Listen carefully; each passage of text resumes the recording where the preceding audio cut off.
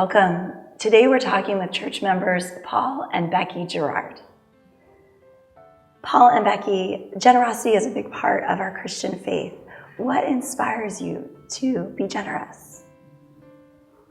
That takes a multifaceted answer, but I'd say to start with, just the biblical instruction of time, talent, and treasures has impacted us since we were children, as we grew into adults, and as we started our marriage together. So we came to that marriage with that kind of a commitment, and it's become a life pattern for us.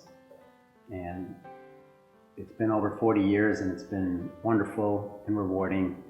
When it comes to the treasure part of that threesome, the commitment to tithing, we began about a year after our marriage, so over 40 years of tithing, and it's been very rewarding, not always easy, particularly when disposable income wasn't a reality.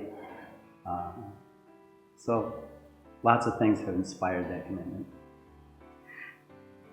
Are there people or experiences that have taught you to be generous? We've had a few experiences in our lives where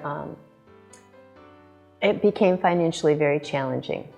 And I think during that time, it would have been very easy to be able to think, wow, that tithe would be really helpful in taking care of this expense or that expense or whatever we needed to do with our money at the time. But it seemed like no matter when that would happen, either Paul or I, we could play off each other, and one of us seemed to just stay the course no matter what and bring the other one back. And then after a little conversation, a little piece of prayer, we knew, wait a minute, but keep the commitment, keep going with what we're doing. And in all those situations, and there were numerous, everything worked out okay. We just had to trust and stay with our commitment. We also were impacted greatly by friends of ours that were mentors at our prior church.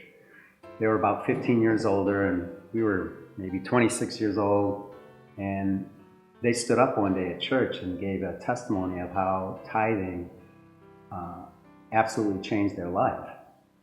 And that was a big catalyst for us to really commit to tithing. And the impact of that has been calming, and it's been wondrous, unpredictable, and we feel lucky. What would you say to others considering giving to Parenton Presbyterian Church? I think for us, there's no place we'd rather be. And there are times when you think, boy, there's so much that needs to get done, and if we had a whole bunch of money, we would know just how to help with this or help with that or give to this. And you finally start to realize, and I see it happening at PPC, if we all just do our own little part, that's what God wants.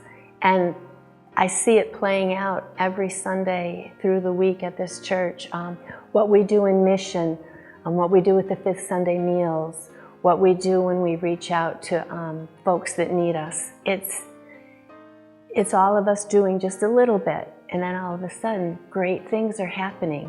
And to come in here on a Sunday morning, we come to the 8:30 service often to watch the kids up front and see the joy that they have. And then you hear the choir at the 11 o'clock service. And then there's the coffee hour and everything afterwards where we're all together. And I can't think of a community of people that I would rather be working with and together with to do what God is asking us to do. And the other thing is, we have the word gratitude kind of goes with the word generosity. And when you think of the gratitude that we can feel with God giving us 100% of everything that we have, and He's only asking for 10%. That's just such an incredible gift that we have that it's easy to follow through on that 10% and the time and the treasures of that whole thing. Yeah. And I would just say, do it. You'll be blessed. Time, talent, and treasure. Well, Paul and Becky, it's been a joy talking with you today. Thank you so much for your time.